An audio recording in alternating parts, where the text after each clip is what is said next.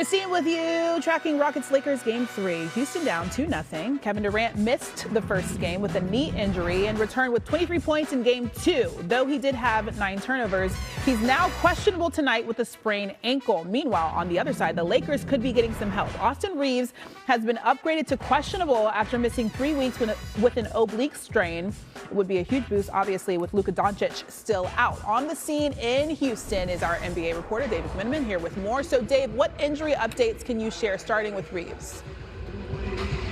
Yeah, Christine, Austin's been out for 3 weeks and 1 day with that left oblique injury that he suffered April 2nd against Oklahoma City Thunder. He's been working behind the scenes, I'm told been pushing behind the scenes to return quicker than the original 4 to 6 week recovery timeline. He started with 1-on-1 earlier this week. He's graduated to 2-on-2, 3-on-3. He's going to be a game time decision. The question is, if he can go, where will he fit in the starting lineup? Will he come off the bench like he did back in February when he came back from a calf injury? As for Kevin Durant, he missed Game 1 with a right knee injury. Now he's questionable for Game 3 with a left ankle injury. I'm told he suffered it in the second half of Game 2. He was tremendous in the first half of Game 2, 20 points. Second half, only 3 points on 1 for 5 shooting with 5 turnovers. This is going to be a major, major test for the Houston Rockets, whether KD can go or not, because they are facing a 3-0 deficit if they do not somehow get a victory tonight against the Lakers. Yeah, he had 9 total turnovers in Game 2, which ties a career playoff high. Dave, what are the Lakers saying as they look to go up 3-0 in the series tonight? You know, I spoke to a Lakers source the other night, and he described the Rockets as they're going to be the most vulnerable they'll be all series in Game 3. Obviously, they couldn't get the split like they had hoped for in Los Angeles. You're coming back home down 0-2. Your superstar, Kevin Durant, is clearly not 100%.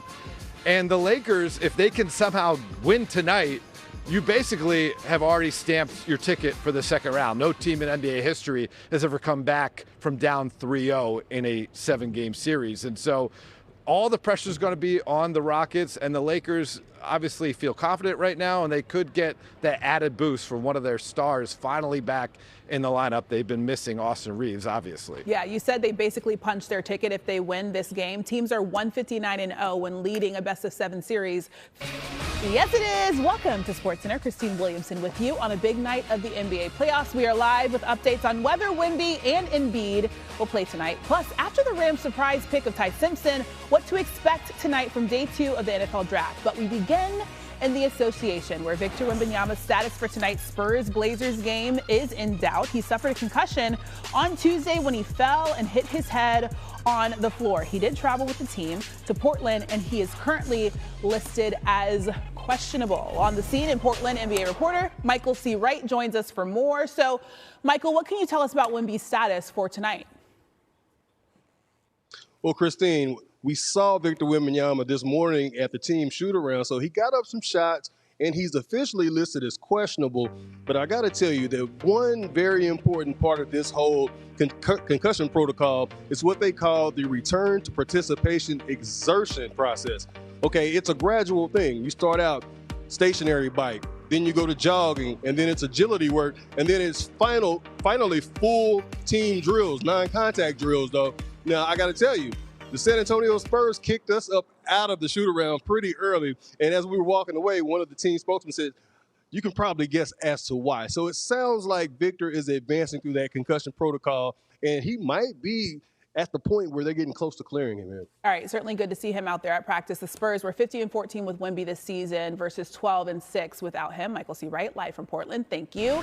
In the East, the Celtics try to bounce back from a Game 2 loss to the Sixers that tied their series. Boston loves the 3 and had an off night, shooting 26% from the arc. Philly got some good news with Joel Embiid, upgraded to doubtful after having an emergency appendectomy 2 weeks ago. Our senior NBA writer, Tim Bontemps, is on the scene in Philly. So what is the latest that you're hearing on Joel Embiid?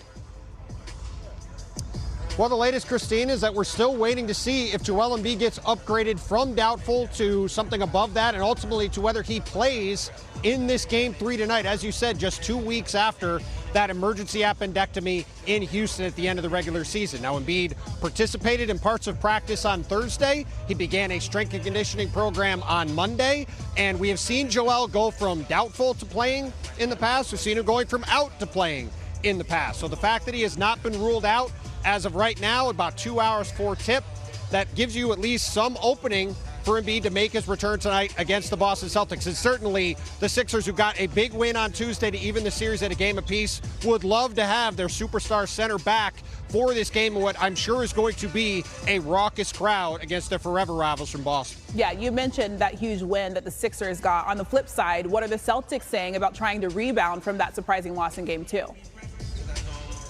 Well, Christine, we've seen this script before from the Celtics, particularly on the offensive end, putting up and missing a lot of three-pointers. The Celtics were 13 from 50 from the three-point line in Game 2. This is the same script that's happened to them a lot of times in the playoffs before. They fall in love with the three-point shot, and if it's not falling, their offense can really get stagnant. And then on the other end, as you're seeing right here, the Celtics played a drop coverage with their center back at the basket. It's the third most that any team has played it in the player tracking era, going back to the 13-14 playoffs. That's 12 full seasons of data.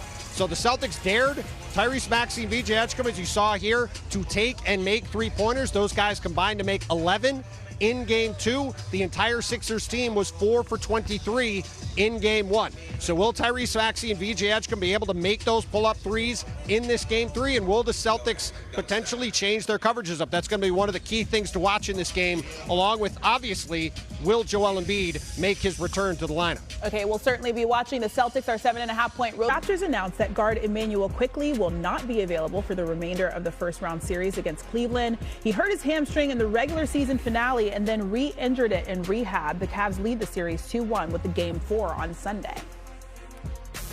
Kevin Durant, LeBron James in the postseason. Two of the greatest to ever do it, going head-to-head. Looking like he's 21, not 41 there. You might not want to upset that man. Lakers with the lead heading to the fourth. Strong off the glass, can't stop that. Kevin Durant, just the tale of two halves. Lakers trying to close out Game 2. James with the dunk. I'm just super blessed and super humbled to be able to still play the game that I love to play at my age. Sports betting analyst Aaron Dolan is here to get us ready for some playoff basketball. Okay, so what are some player props that you like starting in Houston? Let's start with Şengün to go over 19.5 points. This has come down from 20.5, and this comes down to the fact that KD is questionable for this game. Now, in Game 1, when we knew that KD wasn't playing, we saw his points prop as high as 21.5.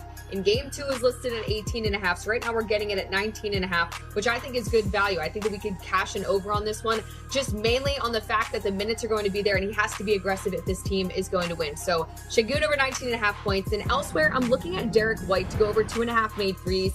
He's had at least 2 threes in both of these series games, and I just think that this defense for the Philadelphia 76ers is really going to be focused on Jason Tatum as well as Jaylen Brown, and the opportunity should be there. He's already had 22 shot attempts from beyond the arc in this series, so I just think overall the opportunity will be there, and I'd like him to go over 2.5 made threes. Okay, let's stay in this matchup. What's a play that you like in this Boston-Philly Game 3 tonight?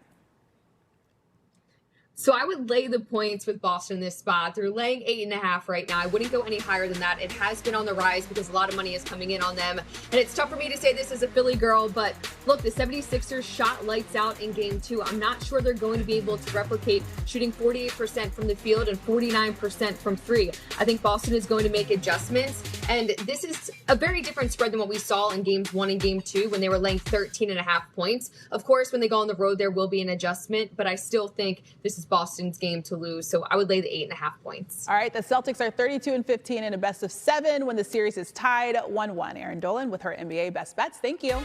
Tomorrow night on ABC, we'll have Nikola Jokic and the Nuggets facing Anthony Edwards and the Timberwolves in Game 4 at 8:30 Eastern. Minnesota leads the series 2-1. Ernie, Kenny, Charles, and Shaq tip-off coverage at 8 p.m. In college hoops, we've got another star freshman declaring for the NBA draft. Kansas's Darren Peterson doing so today after BYU's A.J. DeBonsa and Arkansas's Darius Acuff declared this week. Injuries limited Peterson to 24 games this year, but he averaged 20 points and is in play to be the top pick. Peterson is a second overall prospect on Jeremy Wu's latest big board. We don't know where the teams will pick yet, but the Wizards, Pacers, and Nets have the best chance in the lottery. Jeremy will have a new mock